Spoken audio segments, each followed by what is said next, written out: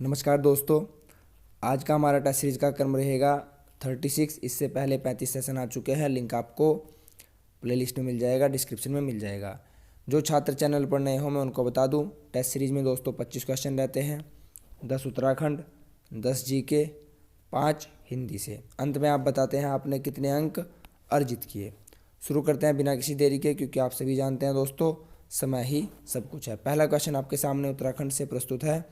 उत्तराखंड का महत्वपूर्ण पर्यटन क्षेत्र खिरसू निम्न में से किस जिले के अंतर्गत आता है? Option A Tehri, B Pithoragarh, C Pauri, D Chamoli. Correct answer रहेगा दोस्तों पौड़ी गढ़वाल। चमोली सबसे बड़ा जिला है। बहुत ही सरल सा प्रश्न है, 80-30। आगे बढ़ते हैं दोस्तों। स्कंद पुराण में पौड़ी गढ़वाल का स्कंद पुराण में गढ़वाल क्षेत्र का वर्णन किस खंड के अंतर्गत आता है? तो गढ़वाल क्षेत्र का ऑप्शन ए यहाँ पर करेक्ट होगा, केदार खंड दोस्तों। मानस खंड कहाँ पर? कुमाऊं। मानस खंड कुमाऊं को कहा जाता है। नेक्स्ट क्वेश्चन दोस्तों, उत्तराखंड से प्रथम परमवीर चक्र विजेता का क्या नाम है? Option A major Somnath Sharma ji, option B major Gabbar Singh, option C major Shaitan Singh, option D यहाँ पर major Saurabh Kalia. Correct answer option A रहेगा दोस्तों, मेजर सोमनाथ शर्मा जी को ही उत्तराखंड का प्रथम परमवीर चक्र विजेता के सम्मान से सम्मानित किया गया था।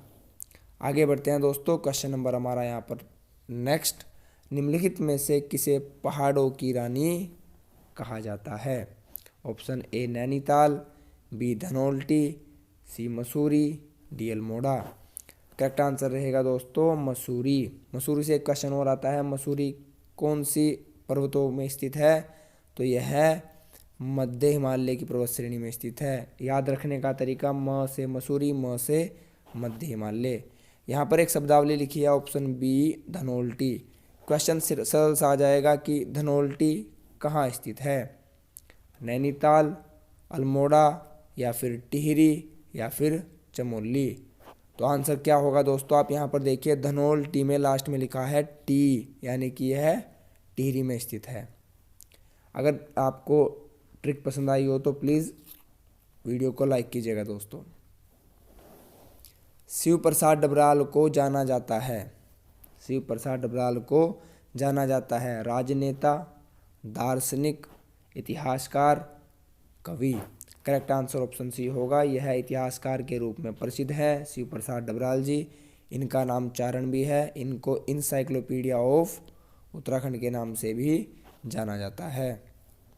नेक्स्ट क्वेश्चन दोस्तों, यहाँ पर भिलंगना नदी का उद्गम स्रोत है। भिलंगना नदी का उद्गम स्रोत आपसे पूछा गया है। Option A Chorabari glacier, B Satopanth glacier, option C आपके पास मीलम ग्लेशियर, ऑप्शन सी आपके पास मीलम ग्लेशियर, ऑप्शन डी आपके पास खतलिंग ग्लेशियर।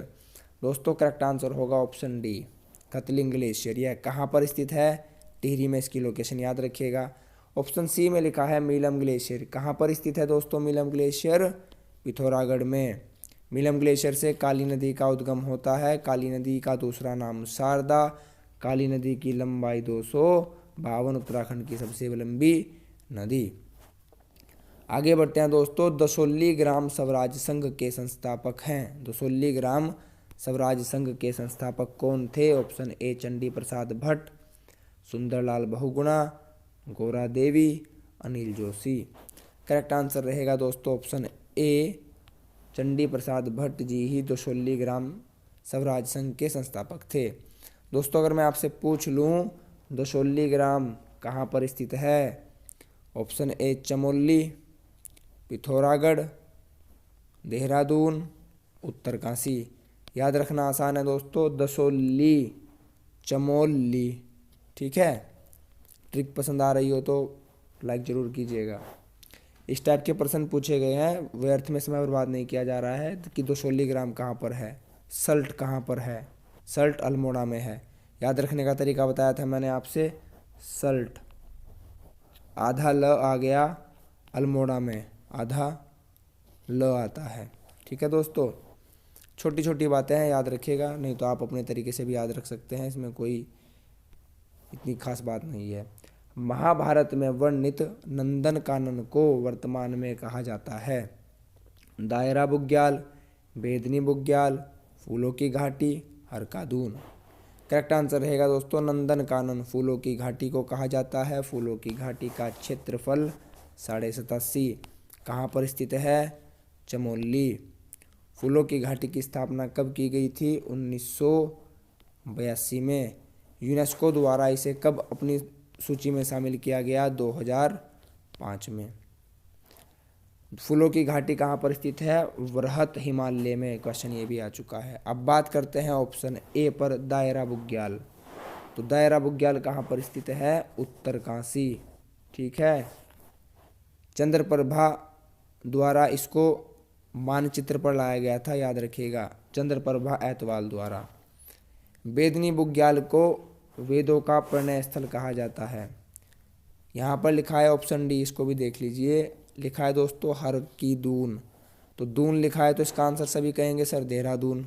दोस्तों गलत होगा, इसका आंसर है हर का दून, यानी कि उत्तरकाशी।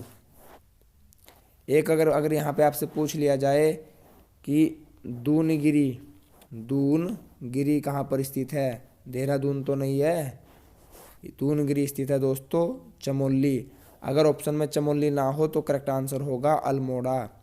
याद रखिएगा मेरे जो मैं आपसे बातें बोल रहा हूँ, प्रश्न जरूर आएंगे परीक्षाओं में। आगे बढ़ते हैं दोस्तों। पंचेश्वर बांध किस नदी के ऊपर प्रस्तावित है? याद रखने का तरीका भी बताऊंगा। ऑप्शन ए गंगा, यमुना, काली, इनमें से कोई नहीं। दोस्तों अगर आप किसी को कहीं पे पंच मारते हैं, चेहरे पर पंच मारते हैं, तो वहाँ पर क्या हो जाता है? पंच मारने से काला हो जाता है, तो यानी कि काली नदी। पंचेश्वर बांध यह है उत्तराखंड और नेपाल, या फिर ऐसा कहें कि भारत और नेपाल के बीच में नदी है। काली नदी कहाँ से निकलती है? मैंने भी बताया था, पिथौरागढ़ के मीलम ग्लेशियर से। काली नदी की लंबाई 252। काली नदी का दूसरा नाम शारदा। गंगा की लंबाई मैंने आपसे क्या बताया है दोस्तों? 96 किलोमीटर। पूरे भारत में 2525 किलोमीटर। गंगा कहाँ से स्टार्ट होती है? गंगा किसके मिलन से बनती है? तो भागीरथी और अलकनंदा के मिलन से, जो कि देवप्रयाग टिहरी में होता है, वहीं से गंगा का जन्म होता है। वैसे गंगा गंगोत्री से निकलती है दोस्तों। यहाँ पर लिखा है वाडिया हिमालयन भूविज्ञान संस्थान स्थित है। Option A Delhi, B Dehradun, C Nainital, D Rishikesh. Wadia Himalayan भूविज्ञान संस्थान। एक क्वेश्चन ऑप्शन पर बाद में जाएंगे दोस्तों, पहले आप यहाँ पर देख लीजिए। क्वेश्चन ऐसे आ सकता है कि वाडिया किससे संबंधित है? तो भूविज्ञान से संबंधित है। ठीक है। अब बात करते हैं है कहाँ पर? तो देहरादून में स्थित है। ऋषिकेश किस नदी के तट पर स्थित है? तो यह है चंद्रभागा नदी के कौन से तट पर स्थित है? यानी कि दाया, इंग्लिश में बात करें तो राइट। ठीक है। बढ़ते हैं आगे दोस्तों। दिल्ली किस नदी के तट पर स्थित है दोस्तों? दिल्ली अगर आपसे पूछ लिया जाए तो यमुना, याद रखिएगा दोस्तों। यहाँ पर 5 क्वेश्चन अब जाए हिंदी से स्टार्ट होंगे। उत्तराखंड में बताइएगा आपने कितने अंक अर्जित किए हैं। लौकिक का विलोम शब्द है अलौकिक, बिल्कुल सही। नेक्स्ट क्वेश्चन, जगन्नाथ यानी कि जगत प्लस नाथ, दिक प्लस गज यानी कि दिग्गज में कौन सी संधि है? तो दोस्तों आप यहाँ पर देखिए, त और न और यहाँ पर क और ग, दोस्तों ये स्वर तो नहीं होंगे, विसर्ग संधि नहीं होंगे, क्योंकि विसर्ग संधि में तो 2 बिंदु आते हैं। तो आंसर बच जाता है ऑप्शन सी व्यंजन संधि, क्योंकि यह है व्यंजनों का मिलन हो रहा है। ठीक है। आगे बढ़ते हैं। काव्य शोभाकरण धर्मानन डैश पश्चते, अर्थात काव्य की शोभा बढ़ाने वाले धर्मों को अलंकार कहते हैं। तो अलंकार देख लीजिए, समास लिखा है अलंकार, यहाँ पर ऑप्शन बी सही होगा। यहाँ पर ऊपर आएगा अलंकारन, यहाँ पर आएगा अलंकार। दोस्तों मैंने आपसे बताया था सर्वनाम और समास दोनों ही 6 प्रकार के होते हैं। नेक्स्ट क्वेश्चन, बहती गंगा में हाथ धोना मुहावरे का क्या अर्थ है? पवित्र होना, पाप धोना। दोस्तों आपसे मैंने बताया है जो भी शब्दावली मुहावरे में लिखी हो, जैसे यहाँ पर बहती गंगा हाथ धोना, तो धोना यहाँ पर काट दीजिए। पवित्र, यहाँ पर एक तो ऑप्शन कट गया, बचता है ए और सी, तो करेक्ट आंसर होगा ऑप्शन सी, अवसर का फायदा उठाना। हमारा हिंदी से लास्ट क्वेश्चन दोस्तों, मुर्गा बांग ना देगा, मुर्गा बांग ना देगा तो क्या सुबह नहीं होगी? लोकोक्ति का अर्थ पूछा गया है। तो पहले तो जहाँ पर मुर्गा वगैरह लिखा है काट दीजिए, ऑप्शन यहाँ पर लिखा है मुर्गा, काट दीजिए, मुर्गा काट दीजिए। ऑप्शन बचता है, तो करेक्ट आंसर यही हो जाएगा, किसी एक व्यक्ति के ना रहने से काम नहीं रुकता। ठीक है दोस्तों, किसी एक व्यक्ति के ना रहने से काम नहीं रुकता, करेक्ट आंसर होगा। हिंदी में आपने कितने अंक जीत के अवश्य बताइएगा। बात करते हैं जीके के क्वेश्चन की दोस्तों। किसने कहा कि भारत विश्व की समस्त प्रकार की जलवायु रखता है? ऑप्शन ए Koppen, Marsden, रीटर, Ratzel. Correct answer होगा कोपन जी ने ही कहा था भारत विश्व की समस्त प्रकार की जलवायु रखता है। अब आप यहाँ पर एक और तथ्य जान लीजिए, कोपन ने जलवायु को कितने प्रकार में बांटा था? 6 प्रकार। ठीक है दोस्तों, आगे बढ़ते हैं। 42वें संविधान संशोधन द्वारा नया शब्द संविधान की प्रस्तावना में जोड़ा गया। 42वां संविधान संशोधन 1976 में हुआ था, इसको याद रखिएगा। लघु संविधान कहा जाता है, इसको याद रखिएगा। बात करते हैं आंसर की, तो दोस्तों अखंडता, पंथ निरपेक्ष, समाजवादी, ये तीनों ही शब्द जोड़े गए थे। पंथ निरपेक्ष की जगह वहाँ पर लिखा आ सकता है धर्मनिरपेक्ष। इसका क्या अर्थ होता है? राज्य, राज्य का अर्थ यहाँ से भारत को लगाइएगा। भारत एक धर्मनिरपेक्ष और पंथ निरपेक्ष देश है, इसका अर्थ है कि भारत का कोई अपना धर्म नहीं है, यहाँ पर सभी धर्म समान है। ठीक है दोस्तों, आगे बढ़ते हैं, जानते हैं प्रस्तावना के बारे में। प्रस्तावना यानी कि इंग्लिश में प्रियम्बल, उद्देशिका, ये कब आई थी? पहली बैठक 9 दिसंबर 1946 में हुई। ठीक है दोस्तों, 1946 में हुई। उसके बाद यहाँ पर अस्थायी अध्यक्ष, नॉन परमानेंट मेंबर, सच्चिदानंद सिन्हा जी। बात करते हैं 11 दिसंबर, स्थायी मेंबर कौन आए? स्थायी अध्यक्ष राजेंद्र प्रसाद। 2 दिन बाद 13 दिसंबर को जवाहरलाल नेहरू जी द्वारा प्रस्तावना, उद्देशिका, प्रियम्बल प्रस्ताव लाया गया था। मैं आपका ध्यान यहाँ पर आकर्षित करना चाहता था। आगे बढ़ते हैं। भारत एक गणराज्य है क्योंकि, बताइए क्यों? संसद द्विसदनात्मक है? नहीं दोस्तों। राष्ट्रपति निर्वाचित होता है? बिल्कुल सही, करेक्ट आंसर ऑप्शन बी होगा। आगे बढ़ते हैं दोस्तों। नूरजहां मूलतः निवासी थी, नूरजहां मूलतः निवासी थी। ऑप्शन है इराक नहीं, सीरिया नहीं, रूस नहीं। नूरजहां निवासी थी दोस्तों ईरान की। नूरजहां का वास्तविक दूसरा नाम था मेहरुनिसा। नूरजहां किसकी पत्नी थी? तो जहां से क्या बनेगा? जहांगीर। पसंद आई होगी आपको ट्रिक, मुझे पता है। नूरजहां जहांगीर की पत्नी थी। इनके पिता का नाम गयास बेग था। गयास बेग अकबर के दरबार में रहते थे। आगे बढ़ते हैं दोस्तों। किस कानून के द्वारा भारत में ईस्ट इंडिया कंपनी का शासन समाप्त हुआ? तो 1857 में विद्रोह हुआ था। उसके बाद यहाँ पर 1 नवंबर 1858 में क्या होगा? महारानी यहाँ पर विक्टोरिया जी आएंगी और उनका घोषणा पत्र पढ़ के कौन सुनाएगा? कैनिन, क्योंकि उस टाइम वायसराय गवर्नर वही थे। उत्तराखंड में कौन थे? रैमजे। ब्रिटेन में प्रधानमंत्री कौन थे? पामस्टोन। क्वेश्चन ये सभी पूछे गए हैं। प्रश्न की ओर चलते हैं। ईस्ट इंडिया कंपनी का शासन समाप्त हुआ तो गवर्नमेंट ऑफ इंडिया एक्ट 1858 के द्वारा।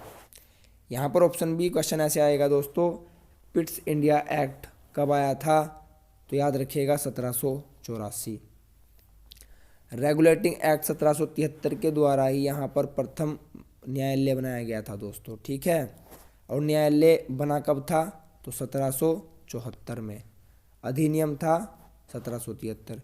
जैसा मैंने आपसे कमेंट उसमें बताया था करंट अफेयर में, कि RBI reserve bank of India की स्थापना 1935 में हुई थी, सभी ने याद कर रखा है। लेकिन अगर अधिनियम यानी कि एक्ट पूछ लिया जाए तो करेक्ट आंसर होता है 1934। करंट अफेयर की वीडियो में भी हम जीके से संबंधित चीज़ों को डिस्कस करते हैं, उससे भी जुड़े रहिएगा दोस्तों। अंग्रेजों के विरुद्ध रुहेलखंड में 1857 के विद्रोह का नेतृत्व किसने किया था? Option A Khan Bahadur Khan, option B Tatya Tope, Bahadur Zafar, Mohammad Hasan. Correct answer option A होगा, खान बहादुर खान के द्वारा ही रुहेलखंड में 1857 में नेतृत्व किया गया था। आगे बढ़ते हैं दोस्तों। ज्वार भाटा की उत्पत्ति संबंधित गतिक सिद्धांत किसने प्रतिपादित किया? Option A Harris, John, Laplace. Correct answer option B होगा, लाप्लास के द्वारा ही ज्वार भाटा, जो टाइड वगैरह आते हैं दोस्तों समुद्र में, उसकी उत्पत्ति का संबंध गतिक सिद्धांत लाप्लास ने दिया था, रट लीजिएगा इसको। आगे बढ़ते हैं। नेक्स्ट क्वेश्चन दोस्तों, भारतीय मानक देशांतर भारत के कितने राज्यों से गुजरती है? जब भी दोस्तों करंट अफेयर की वीडियो आती है उसमें मैं भारत का मैप लेता हूं और आपसे बताता हूं, यह गुजरती है भारत के 5 राज्यों से। कौन कौन से राज्य हैं? जो छात्र करंट अफेयर की वीडियो लेते हैं वो सब जानते होंगे, मुझे पता है। देखिए यहाँ पर उत्तर प्रदेश, मध्य प्रदेश, छत्तीसगढ़, उड़ीसा, आंध्र प्रदेश। मैं रिपीट कर देता हूँ दोस्तों, ध्यान से सुनिएगा। उत्तर प्रदेश, मध्य प्रदेश, छत्तीसगढ़, उड़ीसा, आंध्र प्रदेश, ये 5 राज्य हैं। अगर बात करें कर्क रेखा की, यहाँ पर आंसर सी होगा दोस्तों। कर्क रेखा की बात की जाए तो 8 राज्य कौन कौन से होंगे? गुजरात, राजस्थान, मध्य प्रदेश, छत्तीसगढ़, झारखंड, पश्चिम बंगाल, त्रिपुरा और मिजोरम। 8 राज्य हो गए, याद रखिएगा इनको। आगे बढ़ते हैं दोस्तों। यहाँ पर क्वेश्चन रीजनिंग से है, जैसा कि आपने डिमांड की थी, रीजनिंग से क्वेश्चन लेने हैं। ध्यान से सुनिएगा, देखिएगा दोस्तों, समझिएगा। कुछ ट्रेन बसें हैं, तो मैंने आपको बताया कुछ ट्रेन, यह ट्रेन है दोस्तों, बसें हैं, ठीक है। आगे सभी ट्रेन जलयान हैं। जो ये ट्रेन है ये सभी क्या हैं? जलयान है। ये हमारा वेन डायग्राम बन चुका है। अब बात करते हैं कथनों पर। सभी जलयान बसें हैं, तो सभी जलयान कौन से हैं? ये सभी बसें नहीं हैं दोस्तों, सिर्फ कुछ बसें हैं, तो पहला कथन गलत हो जाएगा। दूसरा कथन, वे सभी ट्रेन यदि बसें हैं। जो ये वाली ट्रेन और बसें कॉमन हैं, जलयान भी है। हाँ जी, ये जलयान के डायग्राम के अंदर भी आ रहे हैं, तो ऑप्शन बी यहाँ पर करेक्ट होगा। आशा करता हूँ दोस्तों जो मैंने आपको समझाया आपको समझ में आया होगा। तो हमारा करेक्ट आंसर यहाँ पर हो जाएगा। देखते हैं दोस्तों उत्तर में कौन सा आंसर होगा। केवल एक नहीं दोस्तों, केवल निष्कर्ष 2 अनुसरण करता है। करेक्ट आंसर ऑप्शन बी था। आगे बढ़ते हैं दोस्तों। हमारा आज का लास्ट क्वेश्चन प्रश्न आकृति से है। प्रश्न आकृति दोस्तों, यहाँ पर ये 2 फिगर दी गई हैं, इनको अगर हम ज्वाइन करते हैं, इसको उठा के यहाँ पर रखेंगे तो, और इसको 180 डिग्री का एंगल घुमाएंगे तो यह बन जाएगा, और बीच में कोई भी लाइन नहीं आएगा, मात्र है बिंदु है। अब आप यहाँ पर सेकंड फिगर में देखिए, थर्ड फिगर में देखिए, इस ट्राइंगल को अगर मैं यहाँ पर फिट करूँ और फिर इसको 180 डिग्री घुमा दूँ तो क्या बनेगा? यह बनेगा। इसका सेंस आप यहाँ से भी लगा सकते थे। इन 2 फिगरों को जोड़ने से यह फिगर बनी और इसमें बीच में कहीं भी लाइन नहीं है। तो ऐसा ही दोस्तों जब आप इस वाली फिगर को इसके साथ जोड़ोगे तो बीच में कोई भी लाइन कहीं नहीं आएगी, सिर्फ एक बिंदु आएगा। ऑप्शन सी यहाँ पर करेक्ट हो जाता है। हमारे आज की टेस्ट सीरीज में इतना ही दोस्तों। आपने अपना बहुमूल्य समय चैनल को दिया, इसके लिए आप सभी का बहुत बहुत धन्यवाद दोस्तों। नमस्कार दोस्तों।